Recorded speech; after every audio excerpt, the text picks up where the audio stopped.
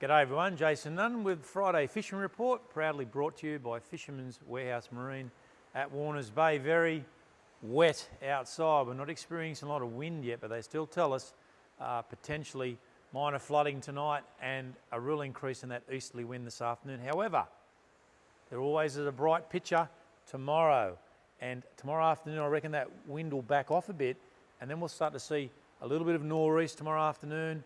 And Sunday into Monday, guys, I reckon we're going to really salvage something out of this weekend. The next change that we're getting is Tuesday, and there's a southwest change Tuesday, Wednesday, and a real drop in temperatures. That'll again will affect midweek. This rain is probably what we really needed. It's been quite balmy and warm this autumn period so far, and this bit of a flush is really going to help. I reckon it's going to start to move a lot of mullet out through the system. We're just starting to see a little bit of action coastally at the present moment with a little bit of movement happening. But a lot of this fresh water coming into the lake itself and up into the rivers, and that southwest change next Tuesday, really will start to see a lot of fish move through. So we'll start to see a lot more action on these schooling fish.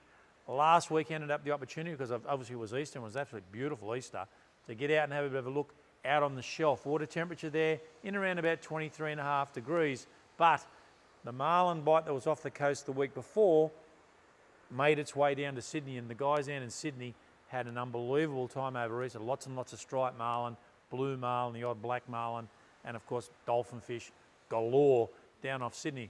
It's pretty hard going out here. We fished Monday, lost a couple, and that tended to be the rule of thumb. I know Billy J. Lawrence and Corey Reed were out there in the middle of Easter. I think it was Easter Saturday, 162 kilo blue marlin, great effort on 24 kilo. And they're the sort of fish that were around.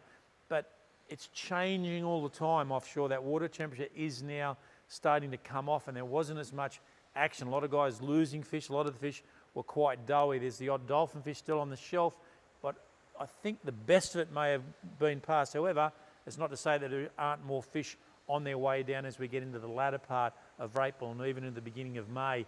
A lot of dolphin fish in on the fads and certainly in on that farm area. A lot of variation in size, guys, but there are a lot of dolphin fish still found coastally. The water temperature in around the fad still 23 degrees, and some really good current lines through. And as we came back on Monday, there was a lot of those little pencil slimies up on the surface boiling out.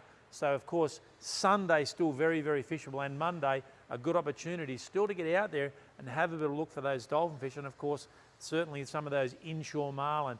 On our reefs, this bit of a stir up, this big easterly tonight and this back of rain, it's definitely going to help that whole fishing process offshore, because it did become quite doughy, and I just think it was because everything had been so settled.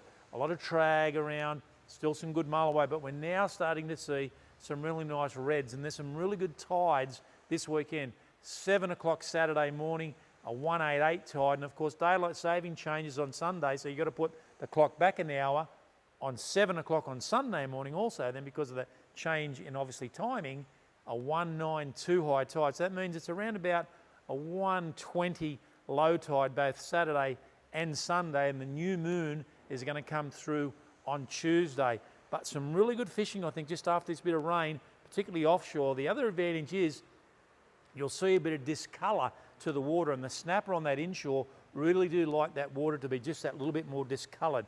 Some nice flathead on the beaches and in on those backs of those reefs, and with this rain now, you'll see a lot of fish now move out of Newcastle Harbour, definitely out of Port Stephens as well, but out of the lake, and they will spill down out of the estuary, back on the edge of these reefs. And that's something that we've been waiting for.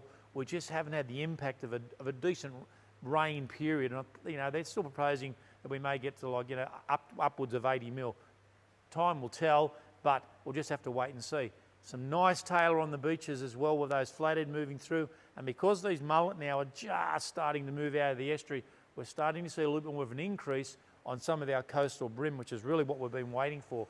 On the rocks, early and late, definitely still some tailor there, and some really nice kings. So it's a good opportunity to get down there. I would not suggest you go rock fishing tomorrow.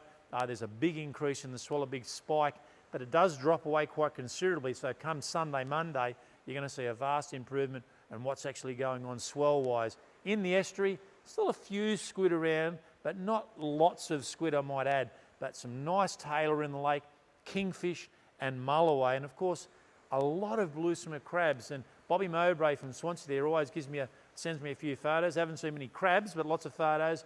But they've been getting some beautiful blue swimmer crabs in the lake.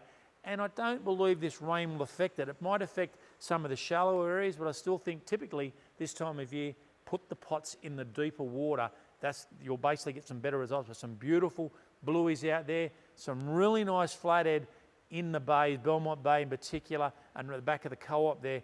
But this bit of rain will start to push a lot of these fish through, so I still think the Swansea Channel itself over the weekend, 1, tomorrow you'll get protection there out of the wind, but 2, on Sunday when that wind just abates, right away there'll be a lot of fish moving through, and you'll start to see those brim move back up in through the channel, and we start to see a lot more travelling fish come through. The other thing that's been a bit of a highlight, we've already started to see some really nice lake reds come in, and that's probably a bit of probably the situation where a lot more of them are turning up on the inshore and then moving through. And of course, a report, the odd cobia still in the lake. And I reckon some more of these cobia will start to get caught over the next few weeks, particularly coastally, once these mullet then start to move through.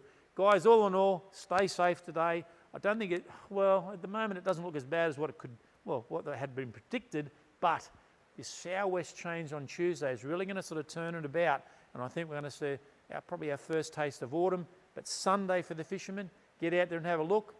I'll see you next Friday.